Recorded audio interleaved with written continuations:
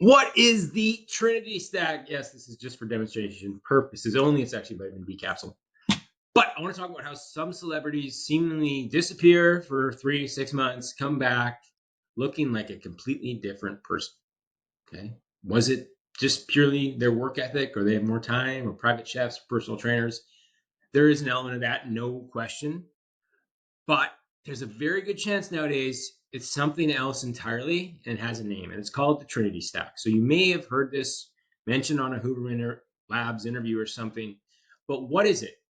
Well, it's pharmaceutical intervention to help with fat loss and muscle gain, and stacked together with some of the newest cutting edge compounds. Okay. So nobody really talks about it openly, but we know without a doubt, you look at Hollywood and they're abusing GLP-1s, Ozempic, semaglutide, etc. But this is actually the better step to take, where you preserve muscle, drop the fat, and get it all done in one go. Okay. So I'm going to go through what it actually costs, the pros, the cons, the safety questions nobody seems to want to answer. No one really has any sound research on people stacking these. Nonetheless, people, celebrities, are spending thousands of dollars a month on their bodies. And I want to show you, kind of cut through the meat, show you what actually works as a coach who's coached over 2,000 people before any of these things existed and got them great results. And I'm not here to sell you anything in this video. I'm here to give you the full picture. I don't have any affiliate links. Let's go. So what is the Trinity Stack? Well, it's 3 components. Each one does a specific job. And together they just create an environment that's accelerating fat loss and gaining muscle at the same time. So it's not bro science, not pseudoscience from TikTok. It really comes from a conversation I recently absorbed. One of the most informed medicine physicians in this space right now, and he's been prescribing these compounds clinically. He obviously works with a lot of higher level celebrity, and he knows what they're asking for and what he's prescribing. So first up is pillar 1, GLP-1. Okay. So that's your Ozempic, Wegovy's. Now it's more likely Zepbound or retatrutide, which actually isn't even out through phase 3 trials yet, but you can get it on the gray market. And these essentially crash your hunger. Okay. Slows gastric emptying. Food sits in your stomach longer. Just your brain doesn't have that, oh, I'm hungry signal as often or as frequent. Okay. So we're talking about like a 1,000-fold increase in GLP-1. Nothing you can get naturally through nature or through higher protein diets or vegetables. And the newest version actually hits the glucagon pathway. So that does show a bit of an uptick in metabolism, the first of its kind in a healthy way, for rest metabolism. You burn a few extra 100 calories a day just by taking the drug. So in the Trinity Stack, the GLP-1 is doing the heavy lifting on the fat loss side. It's improving insulin sensitivity, which a lot of, lack of a better word, obese adults are lacking in. It curbs appetite. And now with the glucagon pathway, that increases metabolism at rest. More than a 10,000 step day of walking? No, but it does make a difference. Pillar 2 is growth hormone, or these growth hormone inducing peptides. Okay, so everyone's aware of growth hormone. You take that, it improves your skin, muscle repair, like fast recovery from workouts. There is, you still got to be in a calorie deficit, but it does accelerate the loss of visceral fat around your midsection. You might look a little younger. You might sleep a little better. That's a bit debatable. And thymus regeneration, which is that's your immune gland. And that's shown to pretty much disappear with age. Okay. Now, most people are, taking the peptide version, which, it's natural, it's safe, it's not growth hormone, which causes your organs to enlarge. And those are like tesamorelin, ipamorelin, MK677. A lot of these are out there, and I think tesamorelin is FDA approved for like clinically low growth hormone levels, right? So they work similarly to synthetic GH. They just spike your IGF-1, which is insulin growth factor, which helps, again, with what I talked about, muscle recovery, might aid in muscle building, but more so just more fullness in your muscle belly and more fat loss. Okay. So that's number 2, is either GH synthetic or a peptide that increases growth hormone naturally.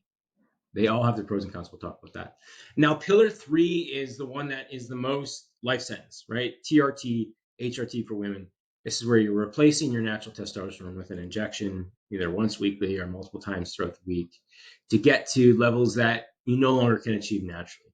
After 40, there is some decline that happens, and some people feel it more than others. I am pretty average in testosterone, and I feel great. So I've never been one to go down this road.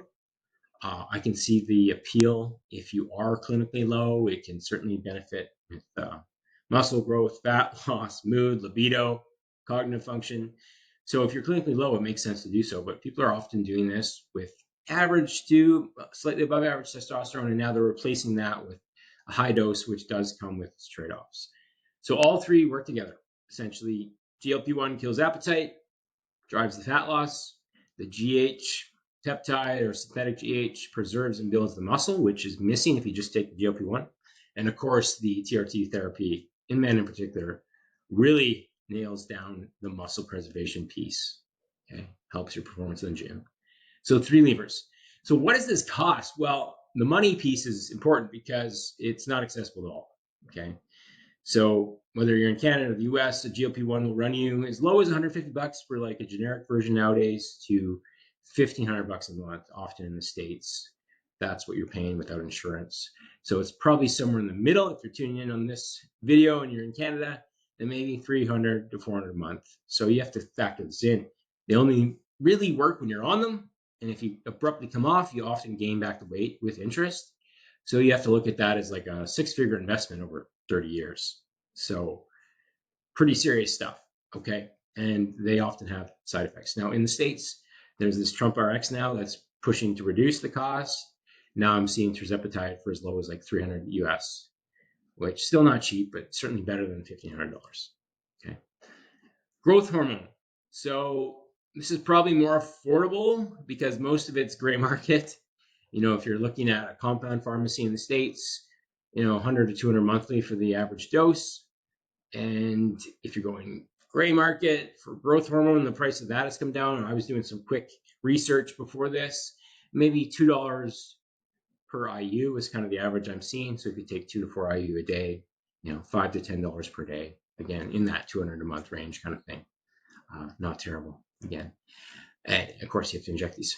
And then TRT, that has come down relatively inexpensive, especially if you go through a compounding pharmacy, maybe $150 per month.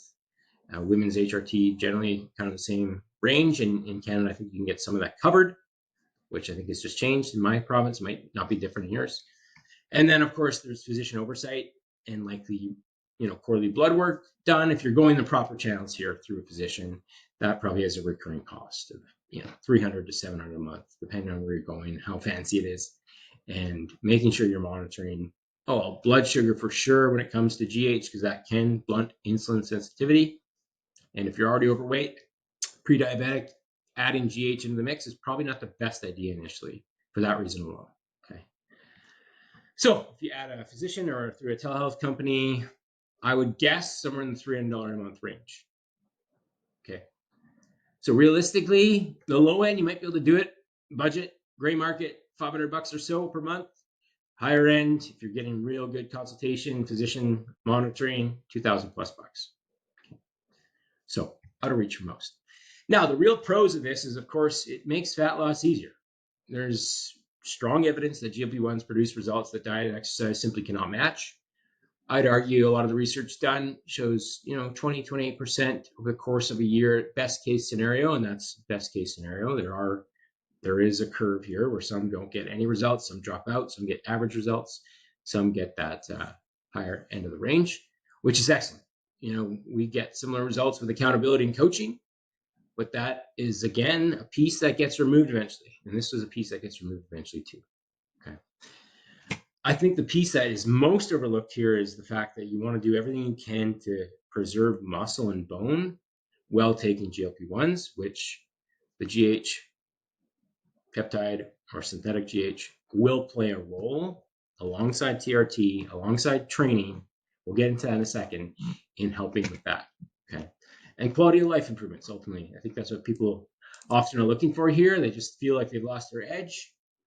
Yes, lifestyle trumps all, but potentially introducing GH is going to help with your mood, TRT to stabilize your testosterone for men, HRT for women certainly is going to improve mood, stabilize all those things, and certainly blood work should improve. Now, the cons, because we're getting a little long here. The long-term data simply does not exist on combining all these, right? There's lots of good human data on GLP-1s now. We still don't have decades of follow-up with these people of what happens, in their 60s and 70s after taking this drug for 20, 30 years. We don't know that. We don't have a lot of human data there. The long-term data simply does not exist on combining all these, right? There's lots of good human data on GLP-1s now.